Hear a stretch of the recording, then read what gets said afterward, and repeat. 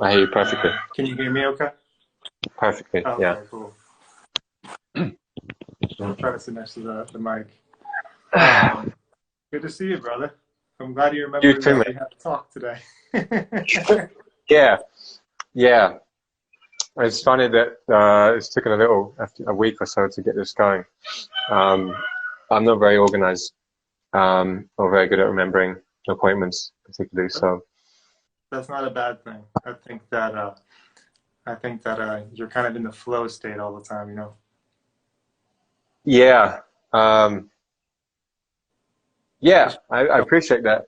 I mean, I know, but specifically, like, it's a very much a community where everyone's in flow, you know. But then I'm like now trying to, well, not trying, but I'm opening up into more one-on-one coaching, and I think you're doing the same. I'm feeling, and yeah. so sometimes you kind of have to like be around and make these things. So there's a balance somewhere to be found. But Do you find the same thing where you kind of have to always be on? Like, if you're coaching, you have to always be eating right and and fasting and making sure, you know what I'm saying? Now it kind of keeps yeah, you more accountable, right? exactly.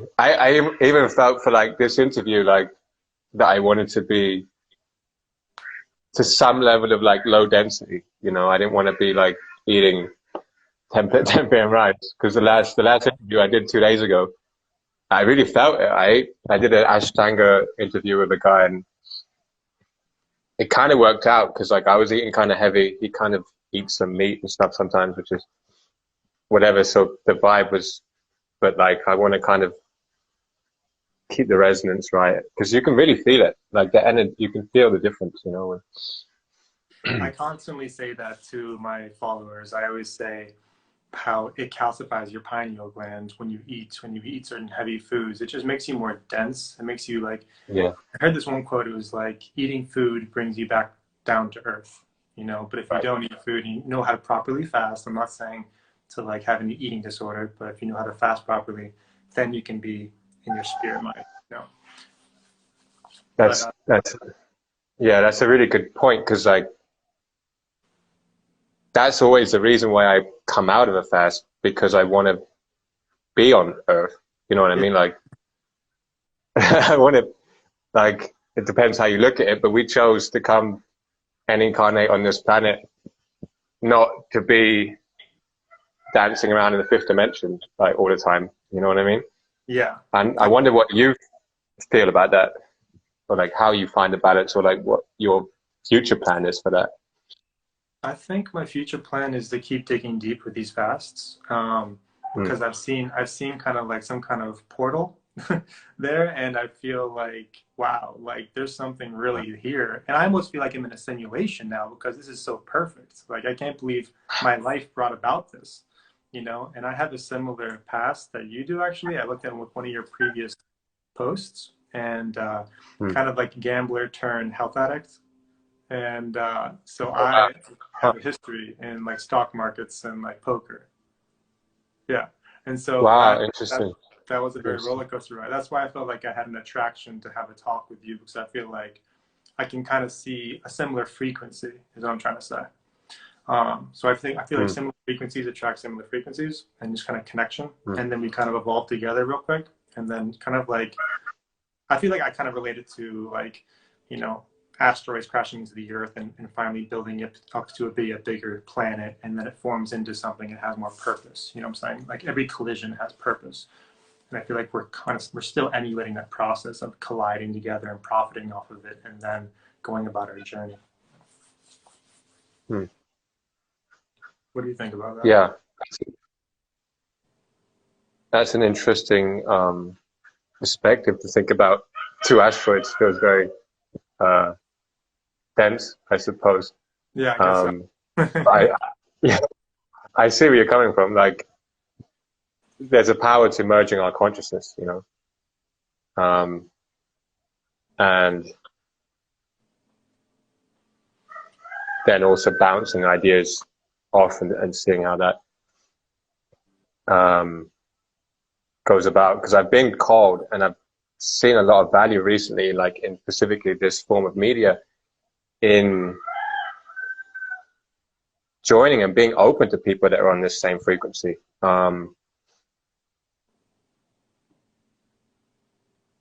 Because I think in teams and in a group where we can put our consciousness together, there is a greater power in the collection of our consciousness rather than just one of us doing our individual journey, you know?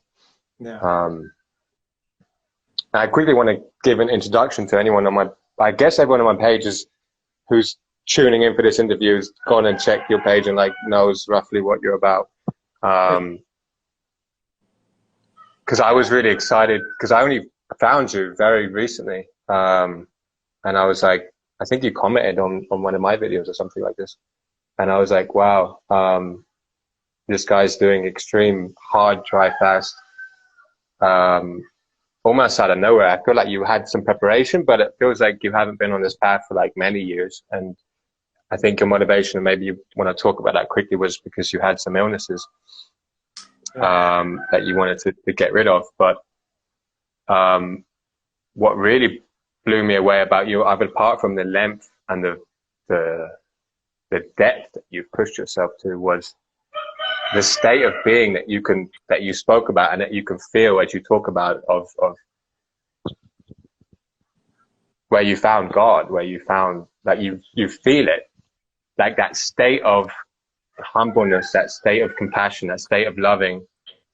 I guess all my intuition is like you wasn't in that place. Like you wasn't this open and compassionate. Not that you were like a bad person, but I wasn't like so open and compassionate. And you've got there, as far as I could see, and it's an assumption or intuition, through like cleaning your vessel to, I suppose, an extreme state. And on that path, you've gained this deep knowing of God, almost, I guess. Yeah. And that's what really the most powerful things that I found. Yeah. That excited me to talk to you about. That wasn't my initial incentive at all by going in this help, you know. But I'm so happy that it happened. I can't even imagine having the wherewithal to go on a hardcore, prolonged dry fast just to find God and having no ailments wrong with them. Like for someone to do that, I applaud them like so much. Like that's really hardcore.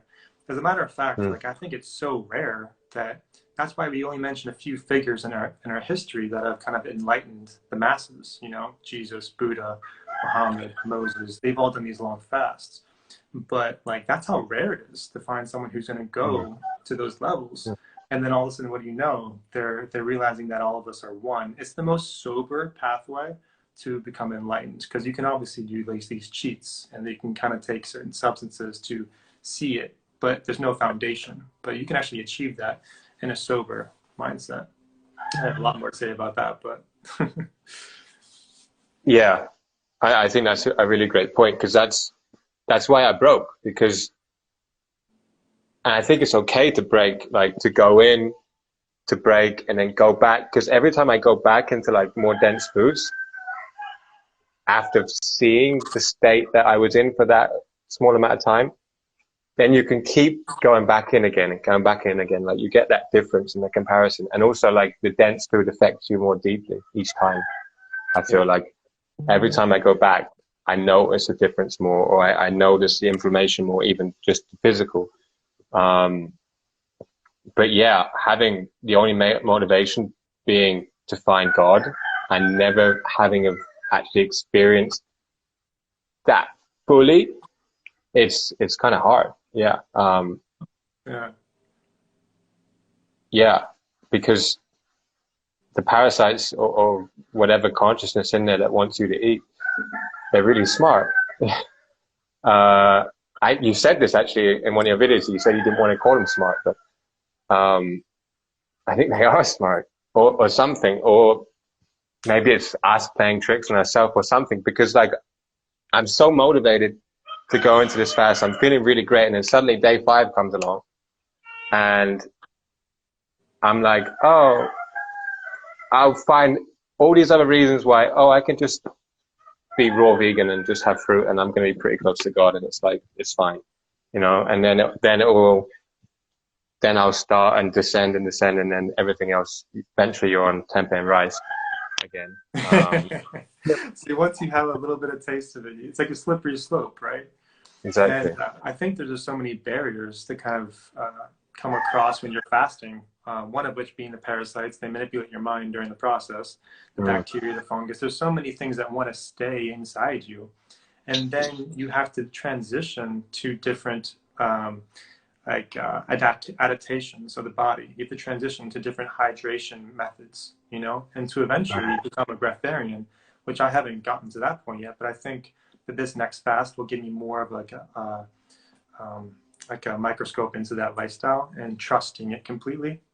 And that's the next step, is trusting myself, and then walking, going about the earth and actually being in that state and trusting the breatharian state, because that's kind of like a difficult transition. I've done 20 days dry fasts, and that mm. would be absurd to me when I first thought about this concept.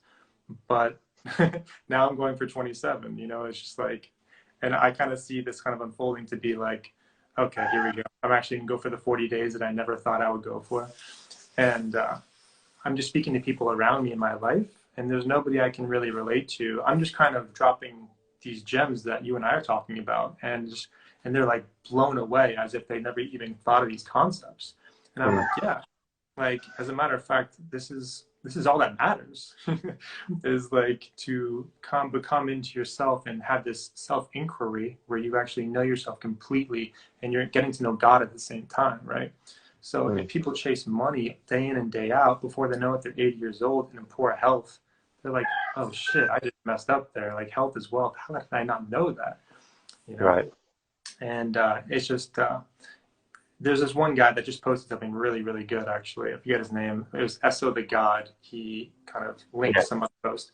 And the caption had something to do with you can bring heaven down onto earth once you kind of teach people that that's what it's all about, is bringing people to that lighter state. So all of us are on that lighter state. We brought heaven essentially down to earth, and now we're all understand the breatharian concept. But of course, a lot of people will oppose that theory. No, but I mean, that makes perfect sense. Like,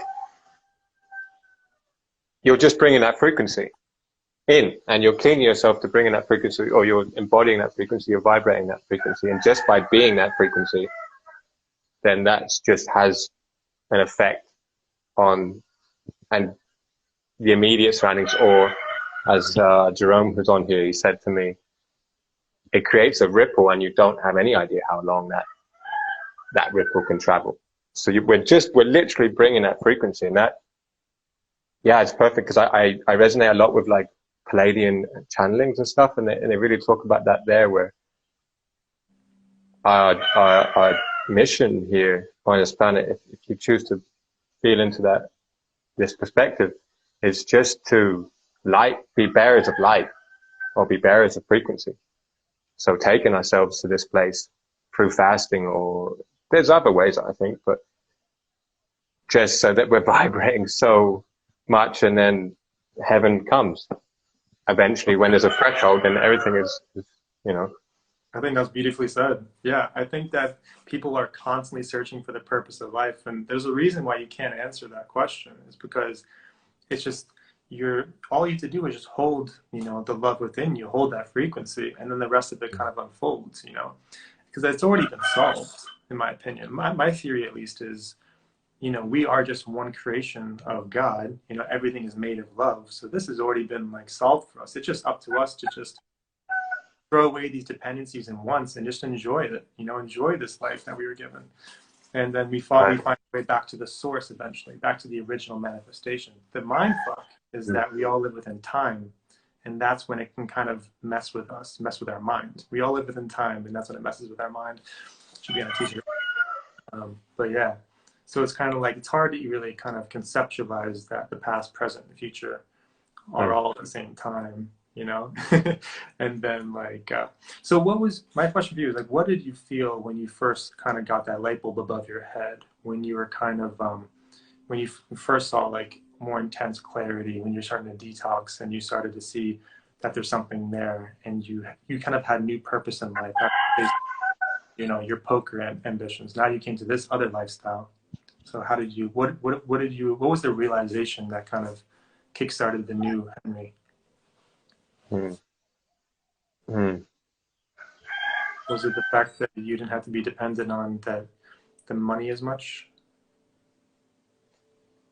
Yeah, there was a few like little motivate. The original reason I got into fasting in the first place was I was playing high stakes in Macau, and I wanted to perform at a high level. I wanted to make more money and play for long periods of time when um, big VIPs would come, and sometimes I would play for long periods of time, and I wanted to have great focus. And I noticed whenever I ate, I wouldn't be able to think, and I would just feel tired. Everything would just drop down. And then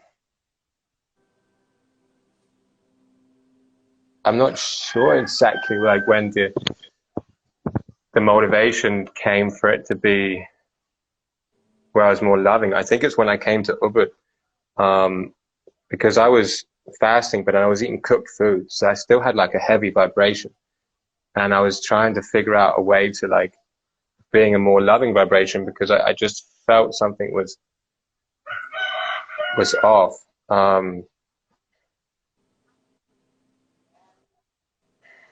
It's hard to think of like a light, but when you said that, something came into my mind. Like when I'm fasting, and it's very simple and it's very odd point, but like when I'm fasting, where I'm on fruits and I'm in a low density, and I come home, like I'll just do things, and they're very simple things. Like I'll just come home and I'll just like clean up the house, and my partner's amazing, and she kind of takes. Sounds very strange, but like I'll just do things lovingly without even thinking about it, without thinking, oh, I should clean up because that's a nice thing for my partner because she kind of does that. Anyway, I just did it. And I was just like self-motivated loving action without the thought process. That's the first thing that came into my head when you asked me that. And I noticed that I think it's just when I kept going back and forth between like eating cooked and then fasting or eating low intensity, because I'd noticed the fear would come back in. For example, like when I'm leaving poker, and and I something else I want to ask you about, but I'm trying to transition into creating abundance for myself, or the ability for abundance, through serving and through creating programs or coaching.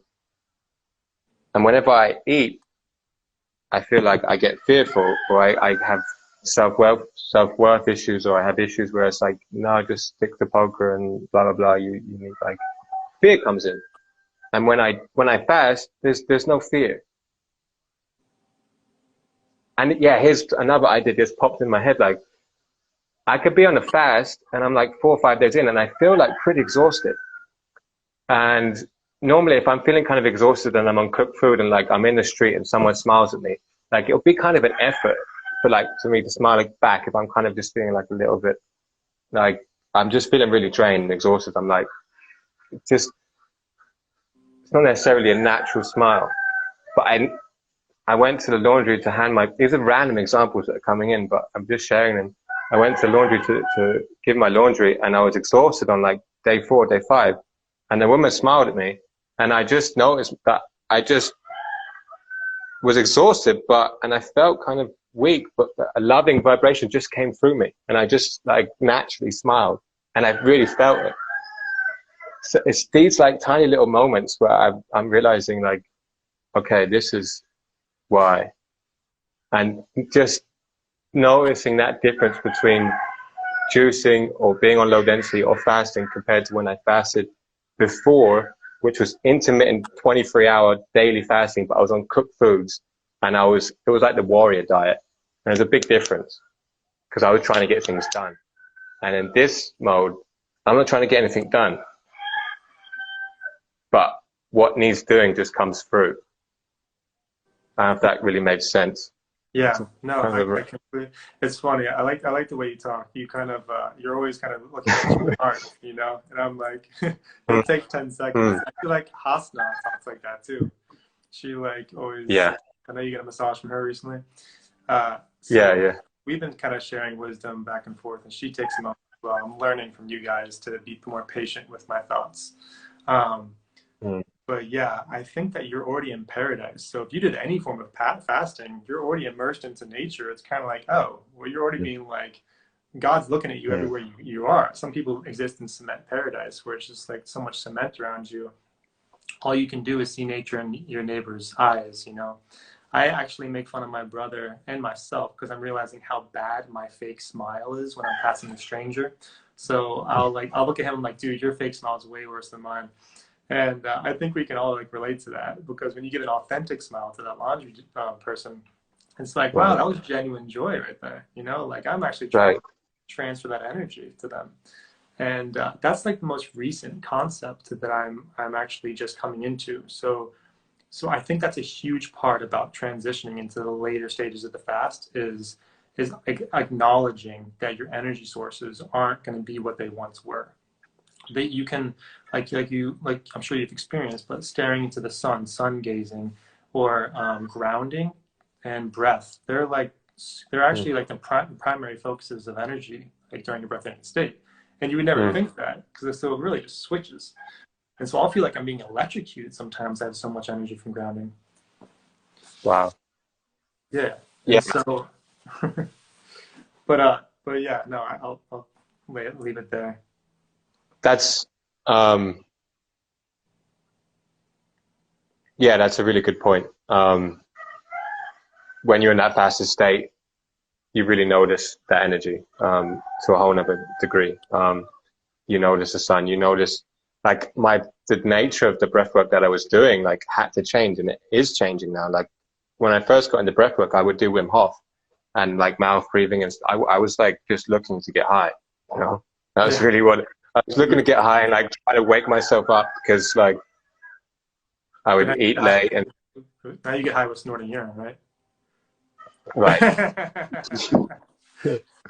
see that look in Uh, your eyes. You have too much energy. But it's natural. yeah, well, it's so with this conversation, I'm feeling a lot of energy here now that you said that specifically, but and I didn't think that I would be able to get so much energy like through Instagram, like through a device, through a phone, like these high vibrational conversations I'm noticing, like really, um, yeah, that's the nature. When you fast, you notice like different sources of energy come through. Like when you're not eating, eating is really trapping you and blocking you feeling energy from the sun. It's blocking you from feeling energy from meditation. Because then, like, instead of doing Wim Hof, now I'm kind of where most of what I do is meditation or very slow breathing. And it just feels energizing. I feel like I'm draining myself if I'm doing some really heavy breath work because I don't feel there's anything to break down now. That I'm just feeling like I'm now open to receiving, just being very quiet to receive that now. And when you're eating, I think you're just constantly having to break everything down to make space for anything almost. It's Um, so funny. Yeah, your channels get calcified. Like your chakras are kind of like, and that's why I made that last post that I made. It was because your spirit almost feels like a whole different being, and it's like, wow, I just kind of just cleaned off that layer, and now I can see. I once closed my before I embarked on my last fast. It's like my spirit knew it was going to happen, and one night before the first day of my fast, I closed my eyes, and I was like shocked because I saw my third eye open for the first time, and I was just like, it like scared me, you know, and I was like, oh my god, it's ready, you know, it's ready to like receive. And that's when I realized that there's way more to this life than I thought. I was actually getting kind of bored of this life, and like nothing would really move me that much. And now I'm kind of reawakened, to see the color and the beauty in the smallest things. It could be anything at all. It's just like, wow, that was a creation of God. Wow, that's like art. The present moment is art to me, you know?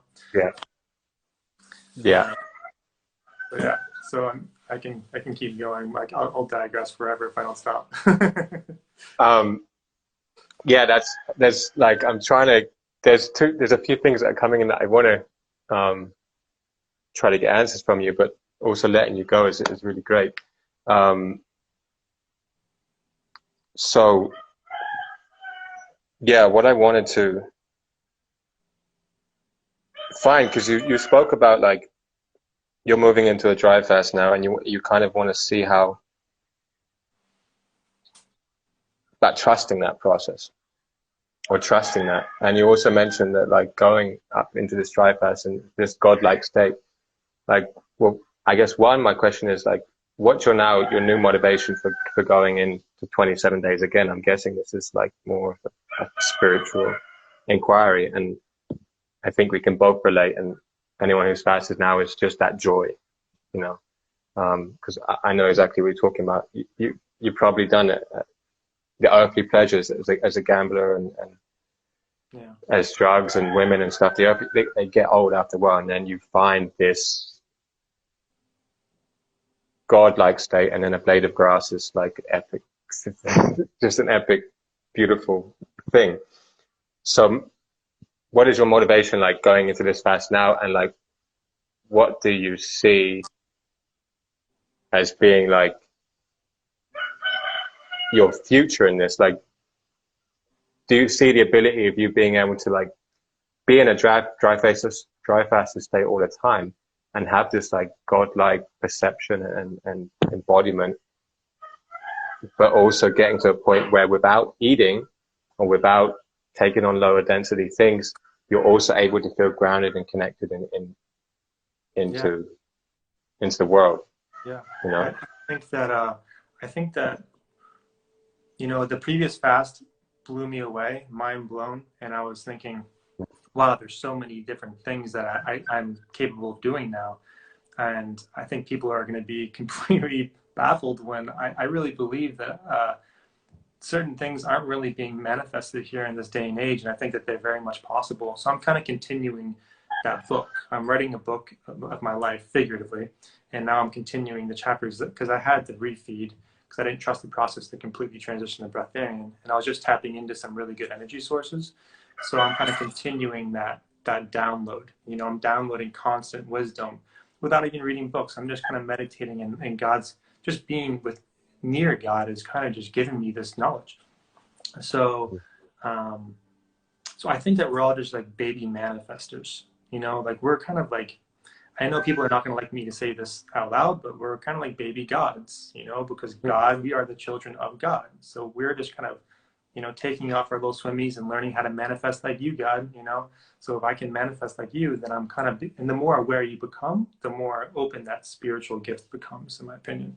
And so I'm kind of chasing that. I'm chasing these new kind of spiritual awakenings, and pretty much kind of flexing my manifestation authority within this density, so to speak. So that's kind of my whole thing. And my incentive, I'm on social media, you know, like I could easily not be on social media, and I can just pursue this life on my own. But the thing is, it's like a consistent thing, you know. Buddha, Jesus, I'm not comparing myself to those two people, but like they also had this awakening where they're like, who can I tell? I need to teach this message. It's like a natural part of the process, because you want your fellow man to be also close to God. And this is what I call the good news. You're bringing everybody like, hey, this is the good news, just try it out. Like there's something very much there. And so I just want to kind of be a constant testimony, you know. Like an inspiration or a lamp or light being.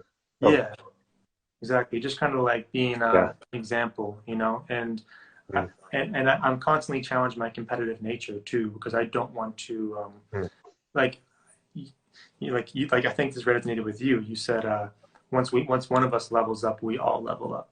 You know, like I really believe that we are one. And so like if someone takes my message and surpasses it and starts teaching me things, I mean, thank you. I love you, brother, for doing that.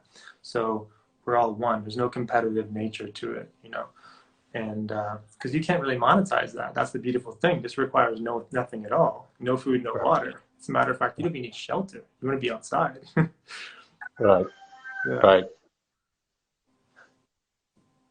Yeah, there's so much to be said to that. Yeah, that's a really great point. Like, and just by this process, you just drop into that godlike, loving state, and just without even trying or having to think about it, your unconditional giving to that is unconditional receiving of everyone. And it's interesting you say baby gods. Yeah, I mean, that's what I think we are. And I think there's, wherever this planet is in relation to the dark star, it's leading to more people becoming awake now than potentially in the past. But who knows our real history? But one understanding, if you understand the breatharian knowledge, is that we're babies because we just don't live that long right now, you know, and we just haven't got that time to sit and gain the clarity and to download from the Akash, which is, as you said, I think really better than books. Books feel like fun now, but like the real answers is coming there. And so that's, I mean, that's why this knowledge is so suppressed, and that's why health is so misunderstood, because potentially the powers that be is trying to suppress us to keep us dying as young as possible, to program us to die as long as possible, so we stay babies in every aspect. Yeah. Sometimes I'm Yeah, kind of exactly. curious on how, because it seems obvious that that's what's going on, you know, Right. and fluoride in the water that literally scientifically makes you dumber. You know, your IQ goes down if you have less iodine, that as Right. well. I mean, and I'm not sure if anybody believes in chemtrails. I'm just starting to grasp that. That may be a false thing or may be true, but it just seems like there must be something that's passed down. You know, in order to maintain control, you must suppress the mind, you must suppress breath, you know, make sure the air quality is not as good, make sure you pump them with vaccines, you know. It's because they know that the natural state of the human being possibly is a breatharian state. And once that happens, they lost control. And, you know, Right. and the one concept I've been kind of flirting with lately is that we just live really within a manifestation of somebody's egotistic thought. You know, one person thought up this whole system, and now we're kind of living within that framework until we kind of disrupt it. So that this in itself is a manifestation. It's hard to really think that because we are all in economic slavery. We've all subscribed to this concept, in my opinion. And so when you're a breatharian, you really kind of can step away. You're out of the structure, but the one way I can really frame this the best is, you know, what do we do when we go to Mars? Because that's like in 5 years that's going to happen. And so who are you buying land from then? You know, you can't buy land from anybody. No one owns it, you know? So it's kind of like you are essentially just, you shouldn't be able to buy land on this earth, in my opinion. And I'm involved in real estate. This is like my business. And Hmm. I don't think that that should be a thing. You know, I think that the Native American Indians were actually futuristic beings in a way because they can leave a plot of land untouched as if they were never there. They're thinking that all living things were one, you know, they're able to kind of see that concept and kind of say thank you to their food, you know. But we just don't even know where the food even comes from these days. Hmm. So I don't know. Uh, no, we become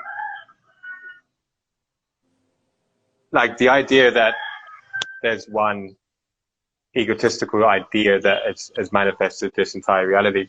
I get behind, but at the same time, like the reality, if we understand it correctly, is that we're all creative beings. We're all manifestations. This is a perspective. All manifestations of prime creator or source. So what's happening in this planet is a reflection of who we are. So then one of us becomes breatharian, two becomes breatharian, a threshold is met where there's a great number of breatharians. The natural frequency of the breatharian state is loving. I guess we've seen, as you look at every breatharian, you see that. Like it's very hard for someone who doesn't eat much and eats very low density to not be loving. So that path, and as we're all creative beings, will create that. I forgot what it was. because you have to bypass those dependencies, right? In order to be breatharian, there's no way around it. You have to bypass your wants and desires. And then once you do that, then of course you have a more loving state, you know? Right. I think it's just a frequency though. You know what I mean? Like, it's not like you become more loving because you don't need anything. It's just like you have no blockages, that everything is aligned, your heart is just blasting out, you know, like you're just clean receptor of consciousness, and consciousness is love. Like the reality of the universe, all of it, the prime creator, that like the reality of all of it is love. And the only reason that we don't see that is because the ability for us to receive consciousness, why we are unconscious, is blocked. So yeah, I think it's just being really clean.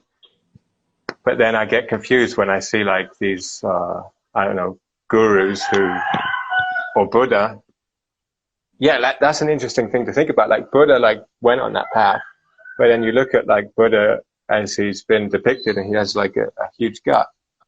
So it's really confusing for me, because I'm like, surely if you went and like experienced that godlike state, how and why did you come back down to being unconscious in that way? And like, am I looking at it the right way? And like, maybe you just need to go up there, see and understand God, know love, and then you can come back down and eat burgers. I don't know. Yeah. I'm not really... Yeah, I think that was just a symbol of abundance, and not necessarily what he looks like. I've seen pictures of Siddhartha Buddha, whatever you call him, and he's just like skin and bones, like a skeleton, way more so than I've been. Like there's pictures that I'm hesitant to put on Instagram, like of me just being skin and bones, you know, and that's why I think people have to go into the wilderness in order to fast, because their friends and family will be like, please don't do this, you look like shit, you know. And it's just kind of like, well, this is what I want to do, I'm sorry. As a matter of fact, Buddha couldn't even look at his baby before, like when the baby was born. He's like, if I look at the baby, I'm not going to go and do this mission that I have in my mind. So he couldn't even like look at it, he just left, you know. And that's a lot of the questions I get is like, how do you do this? How do you have the time to do this? How does your work allow you to do this? You know, that question alone is pretty much saying you're subscribing to the current structure, the matrix, you know, but you have to thrust out of the bubble, you know, and it's be like, screw everything else. It really is like, like screw my job, screw what people think, and I'm thrusting out of the bubble, and I'm going to do this because I feel so strongly on this path, and you're rewarded for it, you know. And my point is like, I've kind of got the, you know, the rabbit by the foot, you know, and it's like, I don't want to let go of that realization while I'm in this incarnation, because I fear that the next incarnation I won't be so lucky. So I'm kind of going full force into the spiritual walk through fasting, because I'm on to something, in my opinion. So that's kind of why I'm going deeper in this next fast as well. Yeah. That's an interesting thought. It's hard to imagine like you being fearful of your next incarnation. I guess, but like, I guess definitely like, right, you know what I'm saying? Yeah, riding that momentum is powerful, you know. Yeah. And you're on quite a strong momentum right now, so I think that's powerful. Yeah, that was okay. Yeah, because I keep getting like, you'll say something and it'll just be like shifting so much in my head, and I'll forget what I'm kind of. I'm trying to show. No, it's great. No, it's amazing. But yeah, as kind of practical question, then, that how important do you think it is for when you go on these specifically long dry fasts, to be isolated? And I guess we're just giving our direct experiences. We're not doctors or whatever, because there's part of it like where you're saying that you need to be isolated just so you're not influenced, but at the same time, potentially you need to have someone that's like knows. I mean, what do you think about it? I think that there's always been like, it really exemplifies the isolating nature of any worthwhile pursuit. So like Mm. you're on your own in death. You're on your own when you're born. You're also on your own when you fast. Like this is just you, you know, and fasting almost kind of perfectly aligns itself in that realm as well. So it's just like fasting time slows down, and thank God that it does. I used to hate that time slows down when you fast because it's like, oh my Mm. gosh, please next day, let's do it, you know. And it's just like every fast, I always start off being so impatient, where I'm just like, oh, okay, Mm. day 3 here, I got this. Stop counting the days, you know, just chill. Mm. And it forces you to stop and smell the roses, you know, and that's what I just do. I mean, like I said in one of my posts before, I was like, damn, I fell in love with a damn flower. You know, like that's how much gratitude you go. I'm crying over nothing. You know, I'm so like so much joy is coming through me. Mm. And my natural expression is 24/7 joy and gratitude. That's what I feel Mm. my true self is. And then for like 10 days, maybe 14 days after my fast, I'm like super inspirational and like everyone can feel the vibration. Anybody I'm near, it's kind of like I just want to show them so much love, and it's just such a difference. And then it's like a slow goodbye once I start introducing dense foods like the tempeh. You know, it's just like, oh, see you, God. I'll see you next time. Yeah, yeah, yeah. What what is like? Do you see the first triggers or motivation or like things that call you to start coming back down into these densities? Is it like your desire to then start gradually connecting with people in a way, or you, I still, my diet is still kind of like light. Like I'll do like yeah, just a day of, like I'll have dense food sometimes, but then I'll have just, I want to rekindle that light form, so I'm not letting go completely of it. Um, mm, so I'll just do like a day of oranges sometimes, or like there, there's a really good concept with like if you have your intestines completely clean, which Orin mhm, is able to do, which I have my mm, own faculties of doing that.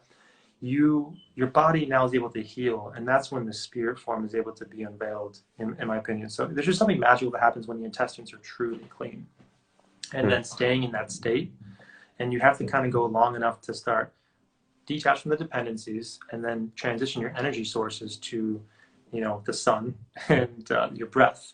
And that makes you, and there's this analogy I want to write down. I'm trying to figure out like a cool quote before I post it, but like once you get into that state, it's now like you're sharing the same breath as God, because now he's like, thank you, you figured this maze out, you figured the puzzle out, mm, congratulations, you know, now let's have some fun, let's like enjoy, you know. mm. Where he wants his kids. He wants his kids to be happy, right? So this makes a lot of sense. He doesn't want us to be calcified and like depressed and like Right. seeking.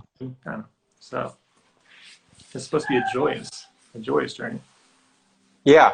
Um, I think, yeah, I agree with you to some extent. I think like that's just the reality of it. And like if God would had like this specific unique consciousness and was looking and he saw us like eating tempeh and being like, you're sad, he'd be like, well, whatever. I think he's kind of like, well, you can do that, but the reality is love, so it's still love. So tempeh if you want. I don't really care. It's just love is reality. You'll find it maybe Yeah, or maybe yeah, not, you know. maybe not. You know, one time I asked Yeah. God, I was like, should I go to Thanksgiving dinner? I was 11 days into a dry fast, and I asked God, should I go to Thanksgiving dinner with my family? And I was still Mm, planning on going 15 days, and he's like, it doesn't matter. And I was like, damn, I want to answer though. Shit. right, So I went to right, Thanksgiving dinner. They thought I was like a Casper the ghost. They thought I was. right. Um, they thought I was just like a crazy person. But I was happy that they saw that, because it was kind of like a pivotal point for me to express what I'm doing now. But mm. yeah, but I mean to intercept your thought there. No, my thought was just falling off the step. So, um, yeah, um, that must have been quite powerful. Yeah. So I guess my point is this: Yeah, is like that. It doesn't really matter. You know, God's like, right, we live in infinity, so there's enough time. You're gonna figure it out eventually. Like, right. it doesn't matter. But in my life, I'm like, no, it matters. I want to like do this now. I Yeah, want to get rid of this sickness now. You know, whatever it is. So yeah. um, that was my thing. That's that's the beauty of the ego, I guess. You know, like it's there. it wants to do things, and no ego, doesn't care about doing anything. Like, yeah, I feel like I've asked God or consciousness or whatever for answers, and I've received, like, it's like, it doesn't matter if you fast or not. Like, doesn't matter. It matters how you feel about it. You know, so like, you can go, if you go eat a salad and you're gonna feel shit about it, then don't eat a salad. But, Yeah. you know, like, Yeah. I feel like God is kind of in a sense, a state of stillness, you know, and I try to seek that. That's my whole, I didn't really understand meditation until recently, honestly.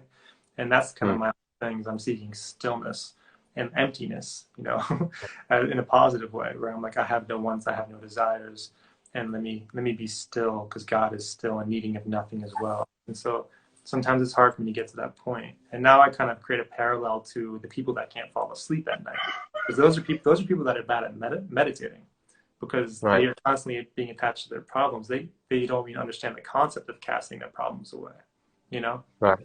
And so that, I feel it's like they're trying to think it, because to know God, or to know that state of stillness, or to know that state of I'm good, like, that comes when you become that for a process. Like, you can't think that. So like, people who can't fall asleep, it's because they're thinking about their problems and trying to solve their problems. Like, I had deep depression and I did not think my way out of it. Like, that would have been impossible. yeah, You be, or you do your way out of it. And it's like yoga. Like, I always start a yoga practice, like, I'm impatient because it's like an hour and a half of Ashtanga, but then I just do it, and eventually I'm in a state where I'm not thinking, and then I'm suddenly being and in it, and in that state of, okay, nothing matters. But before the yoga practice, I can't imagine that state, or I can't picture that state, or I can't be like, just understand that you don't need to do all this stuff, because it's a state of being rather than a concept that you can really grasp. You know, like, if you want to know a snake, be a snake. If you want to know God, be God. If you want to know stillness, I guess, be still. yeah, You know. totally. I think that you're always kind of practicing that state too, because even the way you talk, you are constantly looking inward for the most true expression, you know. So meditation must come easy for you in a way, you know, or does It, it? yeah, it does now. Actually, sound almost arrogant. Yeah. I can meditate so Um, good, bro. yeah. No, but through accumulation of I guess breath work and just being low density now, like, I can, meditation comes easy to me, and a joyful state from meditating comes easy to me now. Yeah. Um, Do you think that has anything to do with like having like crazy hair? Since we both are on this journey, we both have. Because I always see that you're doing my something my crazy there. my hair's in a funny transition phase. I'm not, probably, I Yeah. think there's something said for having a lot of hair. That's why I'm not bothering to cut it. You know, all of our human attributes has some reason, I guess. You know, like, Yeah. to take. That's one of the things that I think dry fasters get wrong. So I know a crazy dry faster in Russia. He's like the only person I really like. Like, how do you do these long fasts as well? Like, I didn't know him until the middle of my last fast, but his hair got whiter and during the dry fast, and it's because I don't think he understands the concept of remineralization.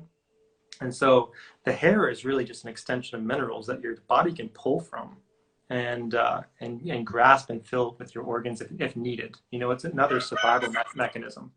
So I think that he just some people just get too obsessed with the fast, you know, and they forget to remineralize, you know, and that's when their hair turns a little bit whiter sooner, and hydrogen peroxide starts kind of bleaching that hair follicle. It's just like a little. Wait, repeat that first thing you said. That your hair is a.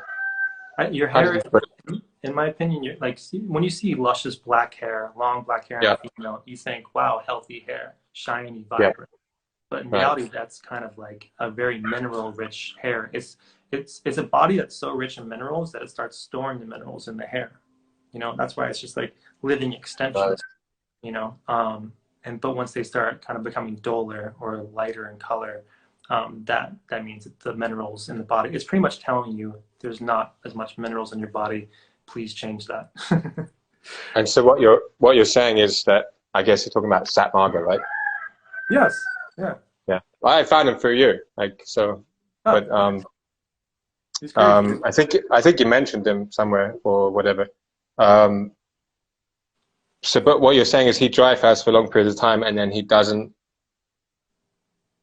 take in adequate or correct nutrition to remineralize. Is that what you're saying? That's my So then we need, not necessarily we need, but we can benefit from outside nutrition. Yeah. At least, right? You can. So what do you think? What do you think about? Because I'm guessing he doesn't do Orin therapy even. I know like you don't not do it, but you're not like practicing Orin therapy much, and like your protocol leading up to a fast is very much in developing a relationship with fruits, dates, and bananas. I think you put. Yeah, what's your experience and thoughts on Orin therapy? Because I think if like, I guess like you're going to those because you want to fill yourself with minerals. I found with Orin, and like, I'm not saying either one is right or wrong, but like, I found with Orin, there's a ton of minerals in it. Like my hair is haven't used anything on it. It's a bit like messy right now, but I put aged on it. It's like conditioner. My hair is softer as ever been. My skin is softer. Like aged urine is incredible for my hair. I put it on and I wipe it off, and it's literally like the effect that you would put, you use conditioner instantly. You just have to then quickly wash it off and put some oil to like cover the smell. Sometimes it's a bit of color, but So you never use shampoo? never. I haven't used shampoo in over a year, well over a year. I haven't used any soap, any. I use a little bit of soap, that's a lie, but natural soap. I'm asking all hard-hitting questions that people want to know. They want to know exactly your hair routine, and it's true. Yeah, it's really true. I only use aged, and then I wash my face in the morning with fresh. I drink it through my nose, which is really great for cleaning the sinuses. But yeah, and in terms of mineralization, I find that's why like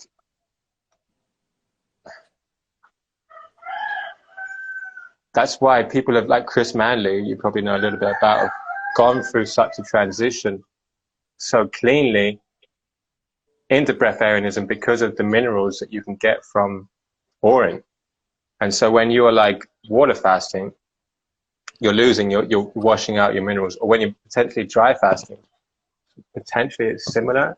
I guess you could tell me, but like you're creating water, but then you're also washing out the minerals at the same time. So then afterwards, instead of going to Orin to remineralize, you're going to the fruits, which I think is a beautiful thing to have a relationship with them anyway. But yeah. I think that your body does a unique process. Like your body prioritizes. So this, like anything that it stimulates your hormones will actually kind of mess up your mineralization in your body. But when you're in a fasted state, your body also kind of compartmentalizes these minerals to your vital organs. So that's kind of like a process that happens during the fast. It's kind of like, oh, okay, we're doing this. Okay, now let's recirculate the minerals appropriately. And I think that being in the right environment is really crucial. Like you're in a great environment in Thailand, Hawaii, Costa Rica, but like Sat Marga is in Russia, and like he's in like cold wintry. There's not even much sun. There's probably like an hour of sun a day, and it's just not conducive to long dry fasts. But ironically, the Russians are the one experimenting in this area. So, but yeah, no, I don't shampoo my hair really ever either. But how do you think that influences your romantic life with you being covered in urine all the time? That's a good Honey, question. you're so sexy right now. You're covered in urine, actually. Yeah, it's a really good question. Hard to answer that one. So she's on the path too, not quite as intense as I am. And she's come accustomed to it, but like there would be, I would just worry about timings. So I would wait potentially to, if we were going to be intimate, I won't be doing Orin baths like religiously every day like I would be if I was just single and not caring about that, you know. Um, So you'll take baths together and you'll purposely wee in them so that you guys can have that. I mean, sometimes we'll stand out in the lawn behind me and like we'll take a glass each and like wash each other, and I've washed her with it and stuff like. That's It's awesome. pretty powerful actually. Yeah. It sounds really weird, but it's really, really powerful. Like just taking an aged Orin bath by yourself, the vibration, but like when you're rubbing, this sounds so crazy, but rubbing the edge of your body into a body in the sun, it's pretty unbelievable. Like for me, like I'm not really that concerned about the scent or anything that kind of passes.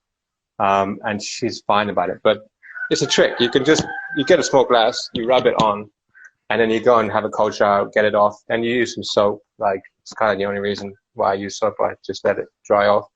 And then you just put some essential oils, some coconut oil and some frankincense, and you can cover it up. It's okay.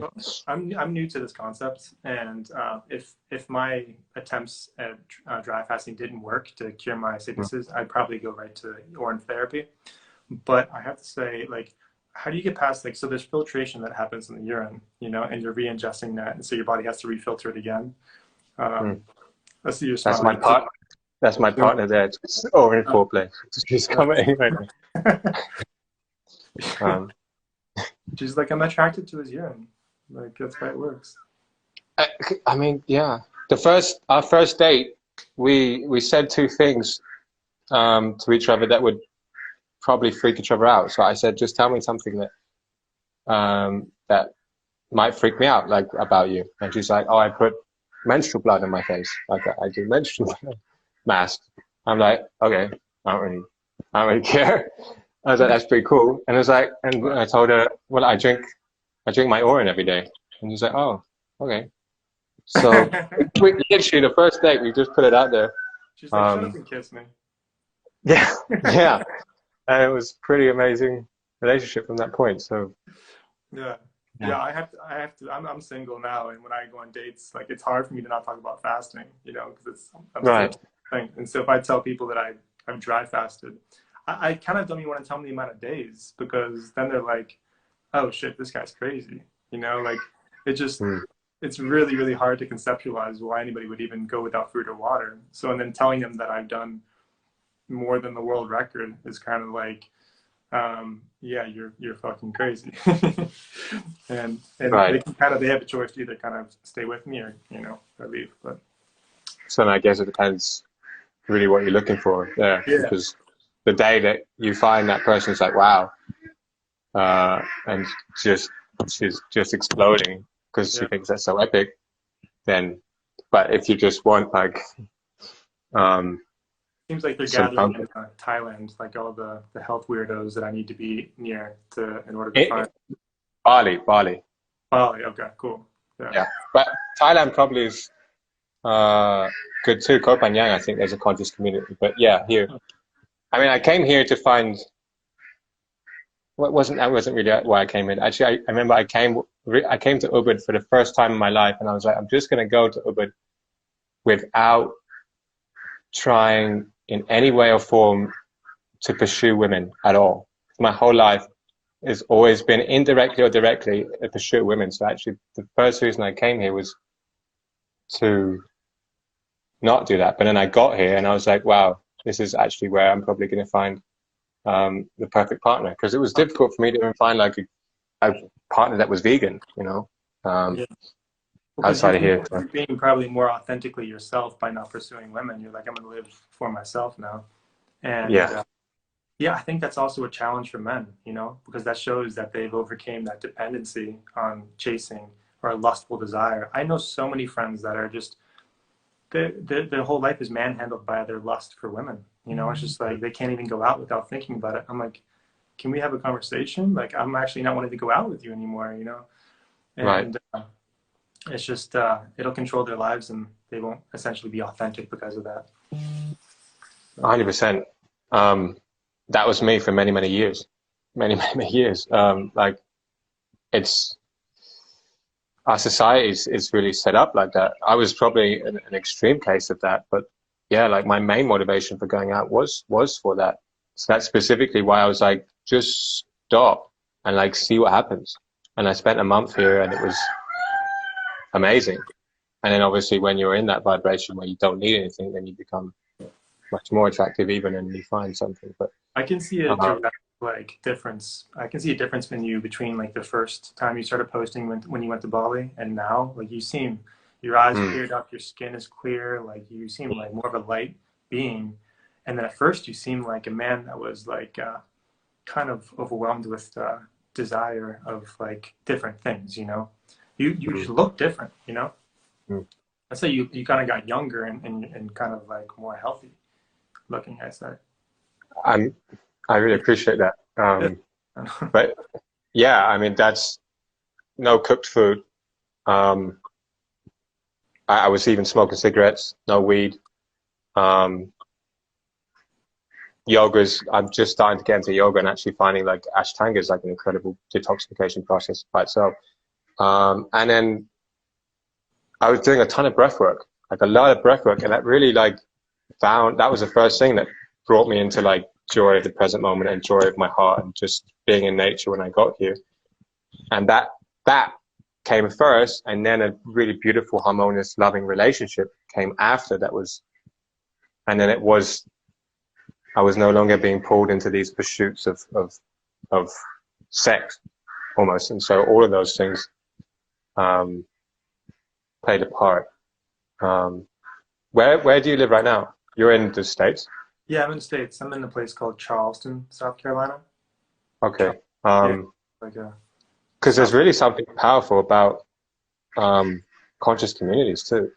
Like I don't know if I'm going to be here forever, because maybe part of my purpose is to go out and go into denser communities and stuff, but like just being in a conscious community has a huge effect. So totally. Yeah, I think that's completely, there's not a conscious community where I'm at right here, you know, like. Which makes what you're doing pretty much more amazing, because like you have so much other influences constantly. Yeah, I'm kind of a hardcore person. Like everything I do, I want to see the answer right away. So like I'm trying to extract authenticity from everything so I can move on faster, you know what I'm saying? So if dry fasting didn't work, then I would have moved on faster. But luckily enough, like how beautiful is that? You don't need any pills or anything like that. You actually need nothing. That's exactly how you found the healing. Like what a crazy crazy life we live that that's the case, because we're so preconditioned to be like, doctor, give me what I need. But in reality, you know, you should, if you're not your own doctor, you're a fool, as they say. Hippocrates said that. And yeah, I just kind of just don't give a shit. Like I'm just gonna go, and if I see truth, I'm gonna go right for it, you know, because that way I know I'm kind of seeking truth. But if I see people around me that are still obsessed with other pursuits that I'm not interested in anymore, you know, and now that I see that I know how I felt. I was like in this darkness, you know, my life enjoyment was very low because I was so sick, and I was like, this is not going to do. I need to find a way. I became obsessed, and I did all these other things beforehand, came into dry fasting.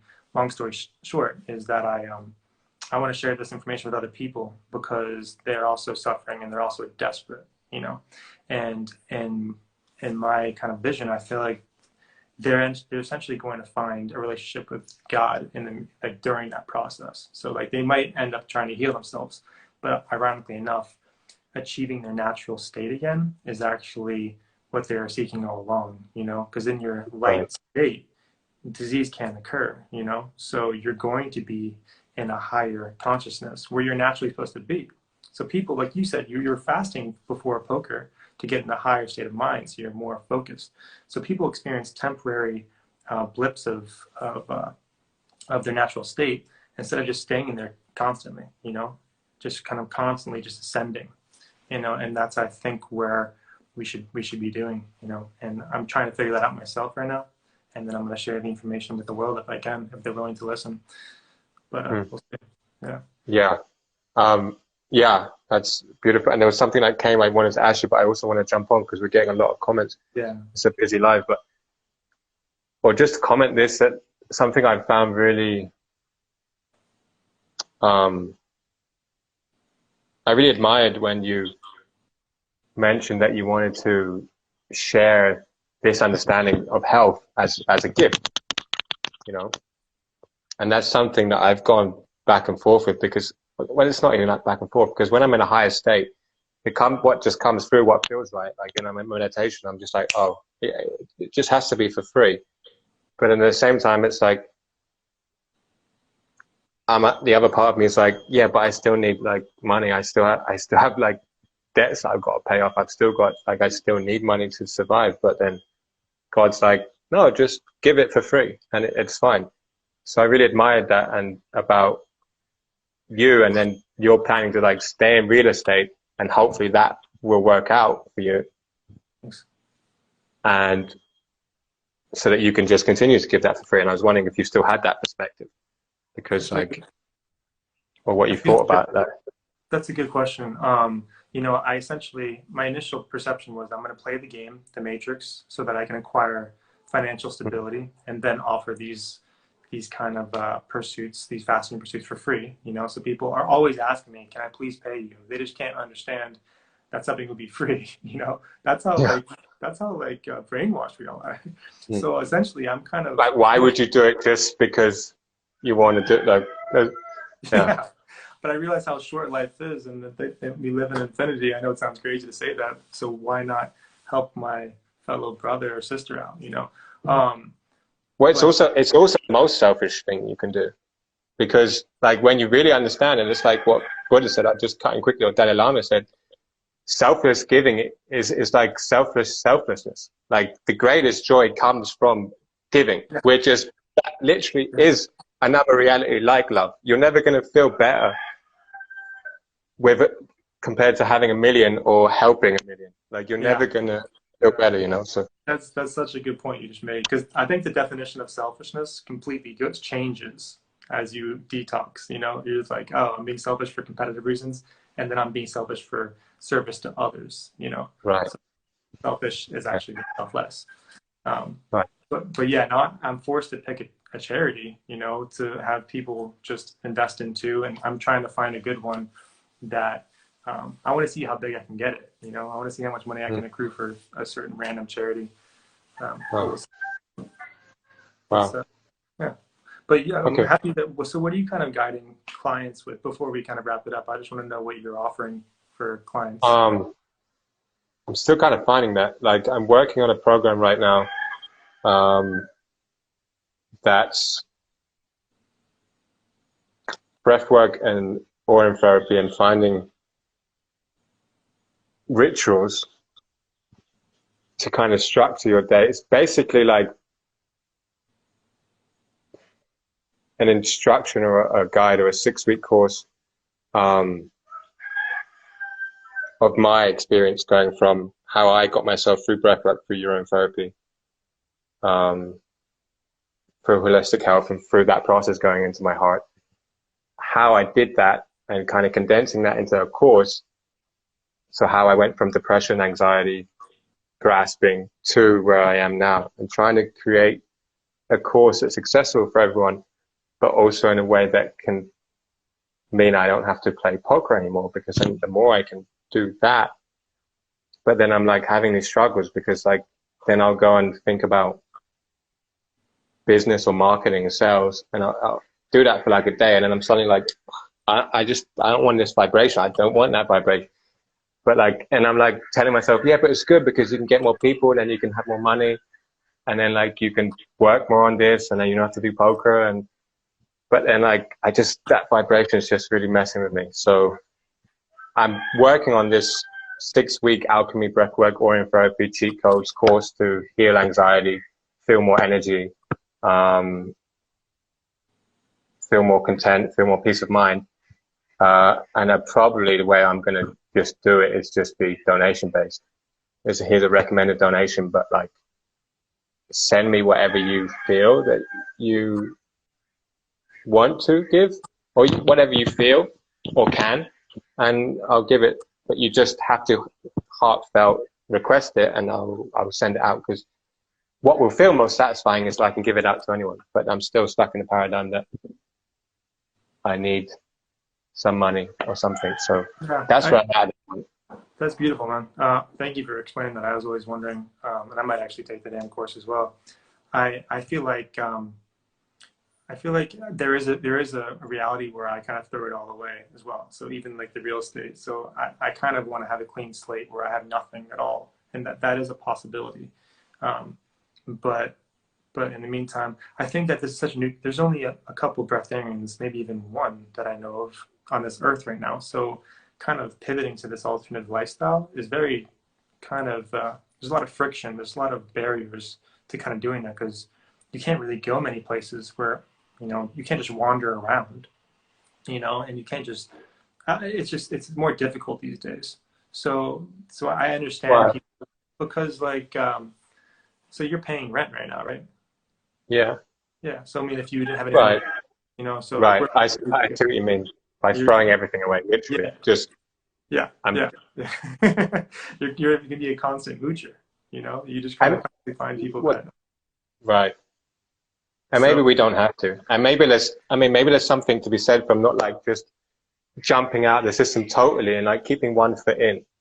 Because like if we're not so far out of the system, then we can kind of potentially bring more people with us a little bit. And also like there's a way to work in this matrix that's beneficial. Like money is just another energy. And people are in this matrix. So we don't have to just say we reject the whole thing, but you can operate with one part of yourself in the God part and another part in the matrix. Like if you read Living the Law of One, I don't know if you've heard that book, but okay, so they require like for graduation or whatever or in service to others is just 51% service to others, or how I would describe it as a godlike state, that. And then you're allowed to like play in the matrix with 49%. Like I don't even know if breatharianism is my ultimate goal, but I'm continuing to be drawn to this pursuit of and this state of being. But like I feel like there's a balance and we can do both, and it's fun and love, and there's a loving way that we can operate in this matrix as it slowly disintegrates into something else, rather than being like fuck this but because essentially like what happens that your breatharian done this, that's what I kind of wanted to ask you, because maybe at that point it's just really difficult for you to relate to anyone. And like what usually happens with these guys, then they just go up to the Himalayas and live there, and they're kind of just completely detached from society. So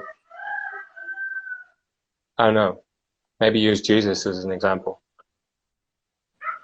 I guess Jesus announced almost everything. So I think they kind of have to. I think that you can become. I'm constantly like the only message I really want to come across is like having like a lighter exposure to your spirit. And I think according to the law of one, it's 51% service to others can actually be evolved to the next density. But even Ross said that very few of those people are even harvested. So I kind of contemplate that maybe, we live in infinity. So internal, the eternity in hell is really just going through this density over and over again. There really is no hell. It's just suffering in this third density until you can figure out the concept of lack of dependency and lack of wants and lack of desires. And then you become a breatharian in that state. And then you can evolve, because now you want to have an understanding of yourself and love and the light within you, But obviously, I mean, some people are aware of their past lives, and I'm not aware of my past life. I feel like I'm kind of an old soul, but now that I saw the answer, I kind of want to accentuate this process and hopefully evolve to the fourth density and see what else is out there. There's so much more I want to say on the concept, but yeah, I don't want to take your time, and I'm sure we can do this again sometime. Yeah, I think, because to be honest, I'm happy to keep talking, but I think there is value in like keeping this to an hour and then like jumping on again, because then it's more palatable for other people to jump. And I was like gonna spend maybe like a few minutes, because we're getting a ton of comments, because like we are live, to like answer some questions